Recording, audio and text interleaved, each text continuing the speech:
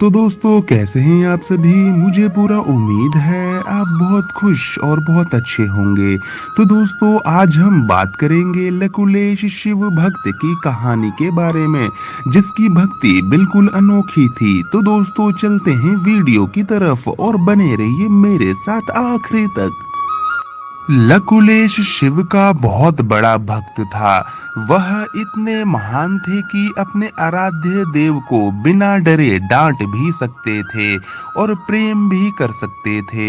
यदि आप शिव में हैं तो वह एक मित्र, पिता और भाई की तरह सब कुछ स्वीकार करेंगे। लकुलेश सदियों से तपस्या में लीन थे।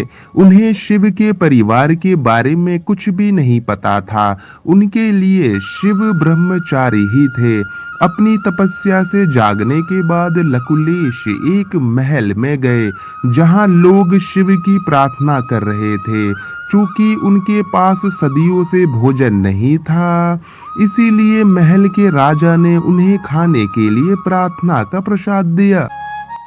लकुलेश ने अपना भोजन लिया और शिव जी की मूर्ति के पास गया। उसने पार्वती की मूर्ति को महादेव से अलग कर दिया और उन्हें खिलाने की कोशिश की। जब मूर्ति ने खाना नहीं खाया तो वह उसे डांटने लगा। लकुलेश ने कहा, खाओ मेरे शिव, नहीं तो मैं मारूंगा।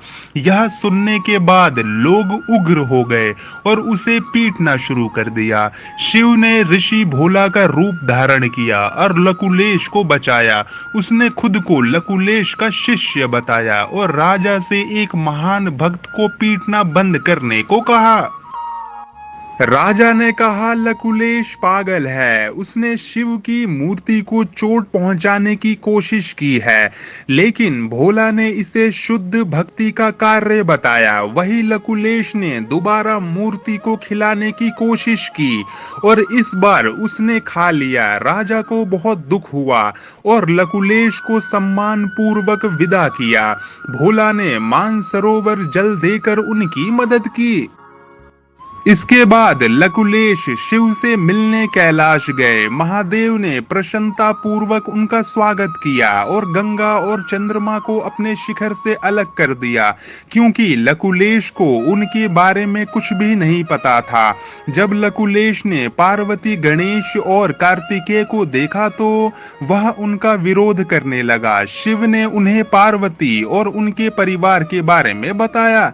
लकुलेश ने समझने से इनकार कर दिया। उनके लिए शिव ब्रह्मचारी थे और वे पारिवारिक व्यक्ति नहीं हो सकते। निराश लकुलेश ने वास्तविक शिव की तलाश में कैलाश छोड़ दिया। जब उसे कोई नहीं मिला तो उसने खुद को मारने की कोशिश की। अपने प्रिय भक्त को बचाने के लिए शिव समय चक्र को उलटते चले गए। इस तरह शिव सती के उस समय को वापस ला देंगे जब लकुलेश तपस्या में चले गए थे। शिव एक बार फिर सती की घटना के अत्यधिक दर्द को सहन करने के लिए तैयार थे। नारायण ने शिव को समझाने की कोशिश की, लेकिन वह चाहते थे कि लकुलेश किसी भी कीमत पर खुश रहे और इसीलिए उन्होंने समय को उलटने के लिए अपनी तपस्या शुरू कर दी। माता पार्वती ने भैरवी रूप धारण किया, जो आदि शक्ति की शक्तियों का मुख्य केंद्र हैं। उन्होंने शिव से लकुलेश को एक बार समझाने की अनुमति मांगी। शिव सहमत हो गए। देवी भैरवी लकुलेश को उस गुफा में ले गईं जहां शिव तपस्या कर रहे थे और उन्हें खोपड़ी का हार दिखाया। भगवान शिव ने तपस्या भंग की और लकुलेश को ज्ञान दिया। मैं तुम्हारा शिव हूँ, जिस तरह तुम मुझे देखते हो। मैं नारायण का शिव हूँ, जिस तरह से वह मुझे देखते हैं।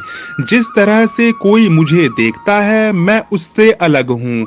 आप किसी और के शिव को नष्ट करने की कोशिश क्यों कर रहे हैं? जब कुछ नहीं था तब भी मैं था और जब कुछ नहीं होगा तब भी मैं वहां रहूंगा।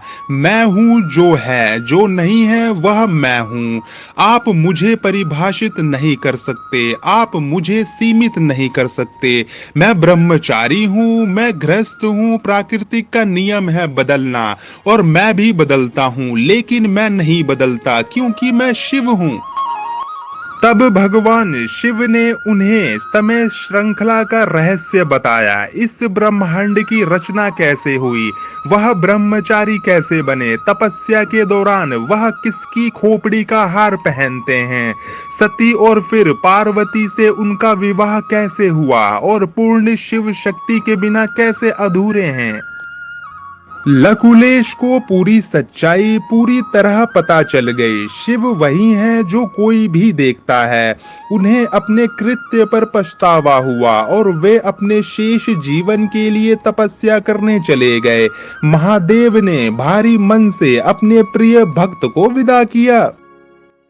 तो दोस्तों, यह थी लकुलेश जी की कहानी, जो भगवान शंकर के महान भक्तों में से एक थे। तो दोस्तों, ऐसे ही प्रभु जी की बातें जानने के लिए हमारे चैनल को सब्सक्राइब कर दीजिए और अपना ख्याल रखिए। जब तक के लिए धन्यवाद।